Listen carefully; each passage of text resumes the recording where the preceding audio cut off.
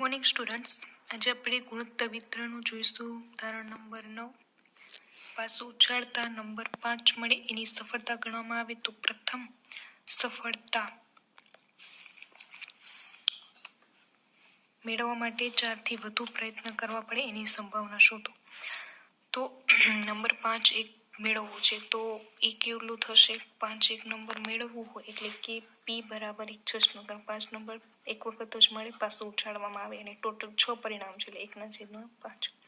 ક્યુ થાય 5/6 n+x > 5, કારણ કે અહીંયા કીધેલું છે 4 થી વધુ પ્રયત્ન એટલે કે 5.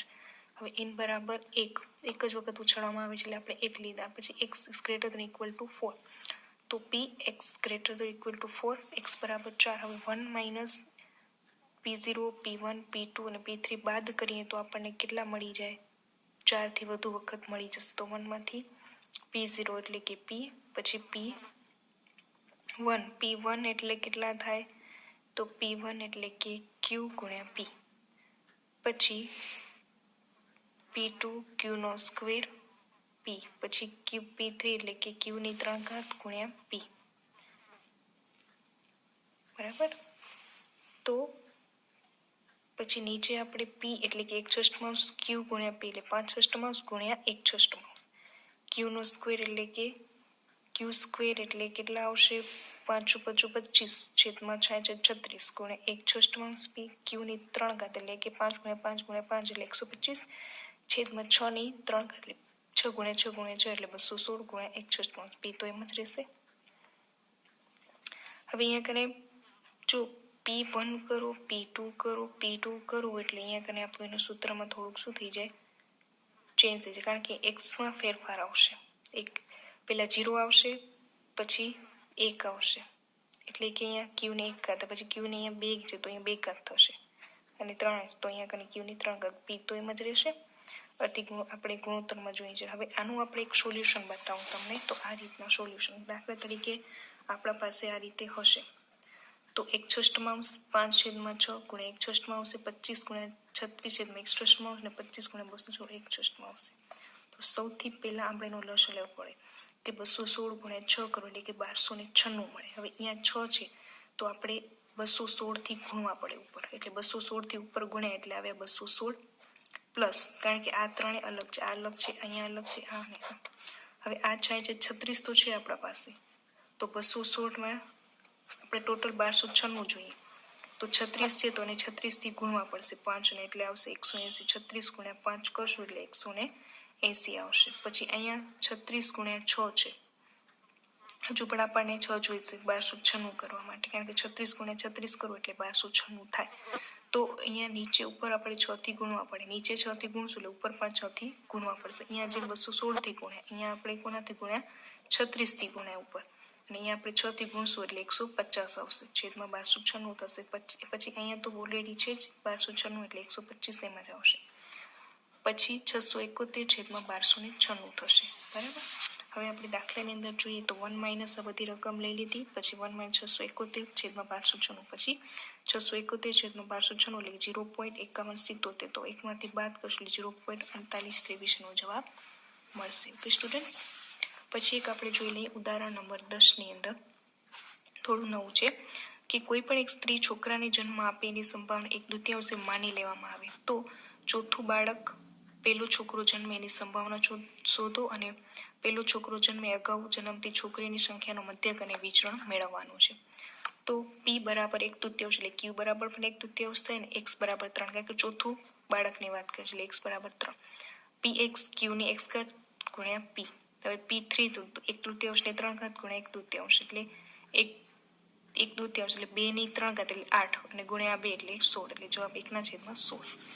હવે પેલો છોકરો અગાઉ છોકરીઓને આધારિત આપણને શોધવાનું છે એટલે કે મધ્યક અને વિચરણ. q છેદમાં p 1/2 એટલે ઉડી જશે એટલે 1, વિચરણ q છેદમાં p ની સ્ક્વેર એટલે 1/2 1/4 તો જવાબ મળશે 2, કારણ કે અહીંયા 1/2 મૂકશો તો ઉપર 4 છેદમાં 1 આવશે એટલે જવાબ મળી જશે 2 ઉડાડતા. બરાબર, કારણ કે 4 ઉપર જશે 1/2 પછી 4 છેદમાં 1 એટલે કે અહીંયા ઉડી જશે 2 થી, એટલે જવાબ મળશે 2.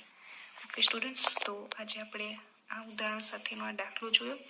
હવે આપણે નવા દાખલાની અંદર જોઈએ તો આપણા પાસે છે દાખલા નંબર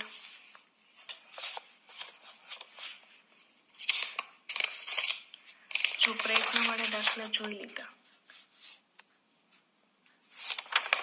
આપણે એટલે 19 અને 20 નો આપણે દાખલો જોયો. પછી આપણા પાસે એક નવો દાખલો આવશે ને દાખલા નંબર 21 છે.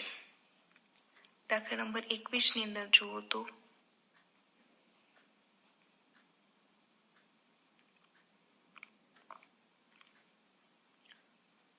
કે 21 ની અંદર એક હેતુ કસોટીમાં દરેક પ્રશ્નના ઉત્તરના 3 વિકલ્પો છે. તેમાંથી એક ઉત્તર સાચો છે. એક વિદ્યાર્થી કોઈ પણ પ્રશ્નનો સાચો ઉત્તર જાણતો નથી, તેથી અટકળ કરીને દરેક પ્રશ્નોના ઉત્તર આપે છે. તો ત્રીજો ઉત્તર મેળવવા માટે 7 થી વધુ પ્રશ્નોના ઉત્તર લખે એની સંભાવના શોધવાની છે.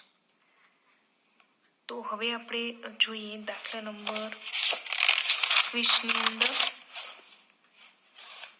કે સૌથી પહેલા આપણે શું કરવું પડશે કે n+x એટલે કે ગ્રેટર ધેન ઇક્વલ ટુ 8, કારણ કે આપણે શું કીધેલું છે કે 7મા પ્રયત્નની અંદર વાત કરેલી છે. 7મો પ્રયત્ન એટલે કે વધુ પ્રયત્ન કરવા પડે. હવે 3 વિકલ્પો આપેલા છે. 3 વિકલ્પ એટલે n બરાબર 3, p બરાબર એક વિકલ્પનો સાચો ઉત્તર છે એટલે કે 1/3 આવશે. એક વિકલ્પનો સાચો ઉત્તર 1/3 આવશે, તો q ની કિંમત થાય 2/3. હવે એની જગ્યાએ આપણે 3 મૂકીએ તો 3+x. આ પાછી રીત આપણે કઈ આવી? આગળવાળી રીત છે હો સ્ટુડન્ટ્સ, આ આગળની રીત આવી ગઈ. ઓલા દાખલા વાળી રીત ત્યાં સુધી પૂરી થઈ ગઈ. અહીંયા સુધી સમજાઈ ગયું? ત્યાં સુધી રીત પૂરી થઈ ગઈ. 19માં દાખલા આપણે કરી હતી ને, 17માં દાખલા સુધીના આધારિત. એટલે તો હવે આપણે જોઈએ હજી આપણા પાસે એક 20મો દાખલો છે ને, એ પણ આ જ રીતે એક થશે. એ હું પછી તમને બતાવું છું. તો 3+x greater than equal to 8. હવે ગ્રેટર ધેન ઇક્વલ ટુ 8 - 3 એટલે કે 5 આવશે. તો હવે આપણે સમજાઈ ગયું અહીંયા કને કે 5 છે. તો સૌથી પહેલા n+x - 1, n-1, p ની n ઘાત, q ની x ઘાત. તો અહીંયા આપણે કરીએ 3 + 0 - 1, 3 - 1, 1/3, 3 ઘાત, 2/3 ની 0 ઘાત થશે. પેલા આપણે 0 લેશું એટલે સૌથી પહેલા p0 લેવાશે. આપણે 5 ની વાત કરી છે એટલે કેટલી સુધી લેશું? 4 સુધી લેવા પડશે. બરાબર? કઈ રીતના થશે? 1 - p0, p1, p2, p4, p3 ને p4. સૌથી પહેલા 0 લીધા એટલે આવશે 2c2, પછી 3c1. એ તો આપણે એટલે 2 લઈ લીધા. 0.33 ની 3 ઘાત અને ગુણ્યા 1 એટલે 0.3554. હવે 1 લઈને કરીએ તો કેટલા આવશે? 3 + 1 - 1, c3 - 1 એટલે કે 3c2 ગુણ્યા 0.33 ની 3 ઘાત એટલે કે 0.3594 અને 0.67. પછી અહીંયા ગણે આપણે કરીએ ગુણાકાર તો 0.3594 ગુણ્યા 0.67 એટલે કે 0.7224 આવશે. પછી 2 લઈને કરું તો 3 + 2 - 1, 3 - 1 એમાં 0.33 3 ઘાત, 0.67 ની 2 ઘાત. તો થશે 4c2. 0.3594 ગુણ્યા 0.4489. તો 4c2 એટલે 4 ગુણ્યા 3 છેદમાં 2 ગુણ્યા 1 કેટલા થાય? 4 ગુણ્યા 2 ગુણ્યા 1 એટલે 2 થી ઉડશે એટલે જવાબ મળશે 6. બરાબર? 6 ગુણ્યા બધાનો ગુણાકાર એટલે કે 0.9680 આવશે. પછી 5c2 થશે 3 ની અંદર. આ તો એટલા જ આવશે અને અહીંયા થઈ જશે 3 ઘાત. બરાબર? 33 3 ઘાત એટલે એનો જવાબ મળશે. એ જવાબ મળશે 0.1080 શું મળે? 5c2 એટલે 3 ગુણ્યા 4, 2 ગુણ્યા 1 એટલે અહીંયા 2 થી ઉડે એટલે ઉપર આવશે 10. 10 ગુણ્યા 0.33 ની કેટલી ઘાત થશે? 3 ઘાત. 0.67 ની 3 ઘાત એટલે એનો ગુણાકાર. પછી p4 એટલે 6c2 તો 6 ગુણ્યા 5, 2 ગુણ્યા 3 એટલે અહીંયા થઈ જશે 15. 6 એટલે કે 15 ગુણ્યા 0.33 ની 3 ઘાત જેમ આગળ આપણે કરતા હતા એમ જ થશે. અને ગુણ્યા 0.67 4 ઘાત એટલે એનો ગુણાકાર લઈ લેવાનો, બરાબર, આટલું એનો ગુણાકાર એટલે એ થઈ જશે 0.1086 256. 1 માંથી બધા જ બાદ થશે P0, P1, P2, P3 અને P4 બધાનો સરવાળો કરીને બાદ કરી લે જવાબ મળશે 0.5778. ઓકે સ્ટુડન્ટ્સ, તો આ એક જોયું. હવે આપણે તમને 20મા દાખલાની વાત કરતી હતી, તો 20મો દાખલો જોઈ લઈએ આપણે સૌથી પહેલા. ત્યાં સુધી આપણું ગુણોત્તર વિતરણ સુધી રહે છે. એક સમઘન પાસું ઉછળવામાં તો ચોથા પ્રયત્નમાં એક નંબર ઉપરની તરફ મળે એની સંભાવના શોધો. ઉપરાંત એક નંબર પ્રથમ વખત મળે પહેલા નિષ્ફળતાના પણ સંખ્યાનું મધ્યક અને વિચરણ મેળવવાનું છે. તો એક સમઘન પાસું ઉછળવામાં ચોથા પ્રયત્નમાં એક ઉપરની તરફ મળે એની સંભાવના. હવે સૌથી પહેલા જોઈએ આપણે દાખલાની અંદર, તો એક મળે એટલે કે ચોથા પ્રયત્નમાં એક મળે છે, તો આપણે x બરાબર કેટલા આવશે? 3 આવશે, બરાબર. અહીંયા કરે x બરાબર અહીંયા કરે n+x નહીં થાય, પણ ખાલી આ વસ્તુ નહીં આવે. હું જો ફરીથી તમને એક કરીને બતાવું દાખલો, તો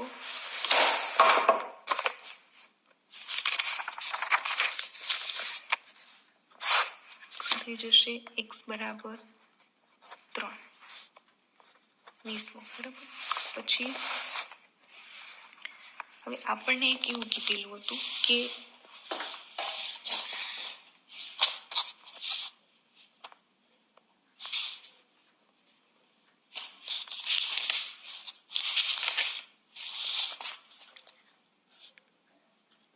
એક સમઘન પાસું ચોથા પ્રયત્નમાં પ્રથમ નંબર એક પ્રયત્ન મળે, એક સમઘન પાસું ઉછળવામાં આવે એટલે